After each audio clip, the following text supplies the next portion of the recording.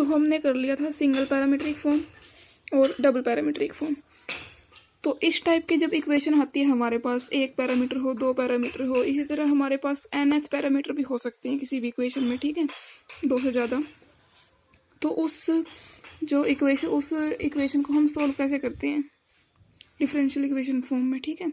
तो उसे कहते हैं हम formation of differential equation, formation, ठीक है, उस मेथड को।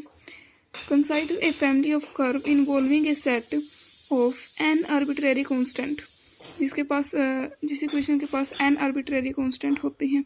जैसे ये कोई इक्वेशन है जिसमें इंडिपेंडेंट वेरिएबल हो, डिपेंडेंट वेरिएबल हो, और ये सारे क्या है, an arbitrary constant is equal to 0। ये हम 1 ले लेंगे, where C1 C2 upon Cn तक, जो ये हमारे पास क्या है, एन इंडिपेंडेंट इफेक्टिव पैरामीटर है, ठीक है, एन इंडिपेंडेंट इफेक्टिव पैरामीटर, यानी कि इन जो एन पैरामीटर हैं इनका सारे की जो वैल्यू होगी, ठीक है, चेंज हो गए, ये सारे क्या कर रहे हैं, इक्वेशन को इफेक्ट करेंगे, ठीक है। एक तो होता है हमारे पास फिक्स पैरामीटर, ठीक है, जिसकी फिक्स वैल्यू हो, यानी कि वो एक ही बार इफेक्ट करेगी, एक ही आंसर आएगा उसका। ये क्या है, इनकी वैल्यू चेंज होती रहेगी। ये सारे क्या है, इंडिपेंडेंट है अपने आप में और इफेक्टिव पैरामीटर है। Is known n parameter family of curve, ठीक है, इसको बोलते हैं हम n parameter family of curve. The differential equation corresponding to above family of curve is a relation between x y and derivative of y up to order n, ठीक है।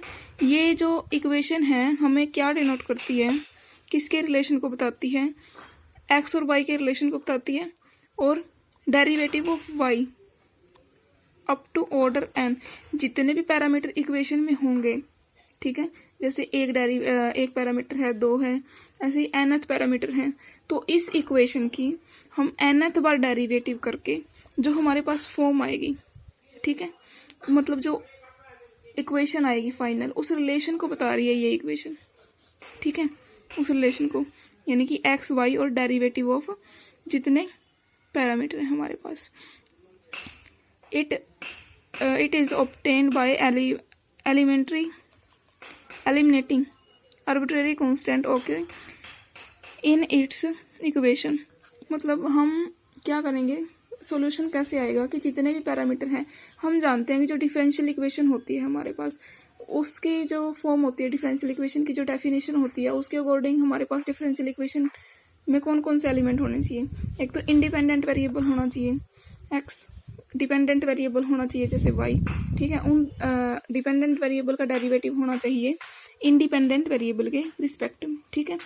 तो उस जो डिफरेंशियल इक्वेशन है उसमें हम उसमें डेफिनेशन में नहीं पढ़ते कि वहाँ पे कांस्टेंट भी होना चाहिए या कोई पैरामीटर होना चाहिए, ठीक है।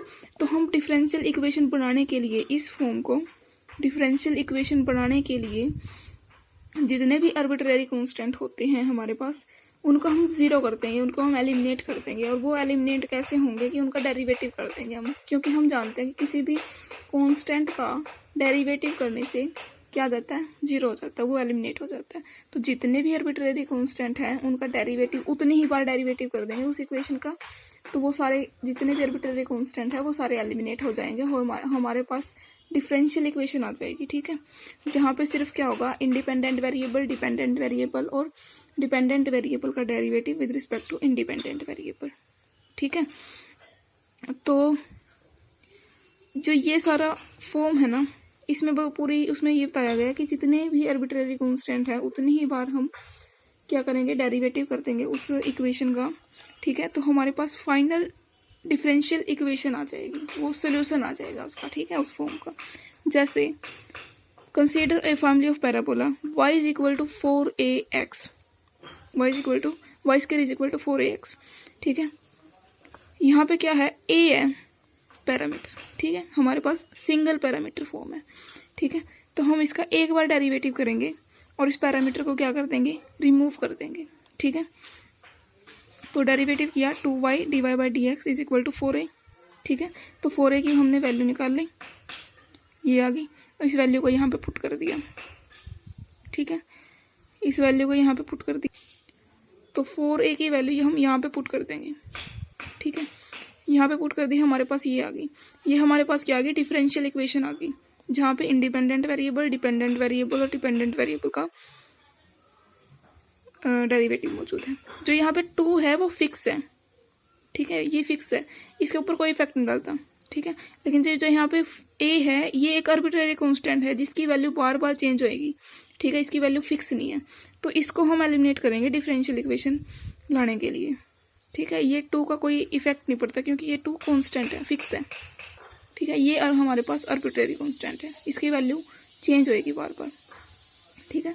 तो हम जो इस इक्वेशन से इस फॉर्म में आए, ठीक है, ये हमारे पास इस इक्वेशन का सॉल्यूशन होगा, ठीक है। यहाँ पे 1 पैरामीटर था, 1 की जगह हमारे पास 2 3 4 5 nth पैरामीटर हो सकते हैं। जितने भी पैरामीटर हैं हम उतनी बार डेरिवेटिव कर देंगे और लास्ट में हमारे पास क्या आ जाएगी, डिफरेंशियल इक्वेशन आ जाएगी, वो हमारे पास सॉल्यूशन होएगा, ठीक है। तो ये इक्वेशन है फर्स्ट ऑर्डर फर्स्ट डिग्री की, तो इसे हम कहते हैं फॉर्मेशन ऑफ डिफरेंशियल इक्वेशन। इस मेथड को फॉर्मेशन ऑफ डिफरेंशियल इक्वेशन।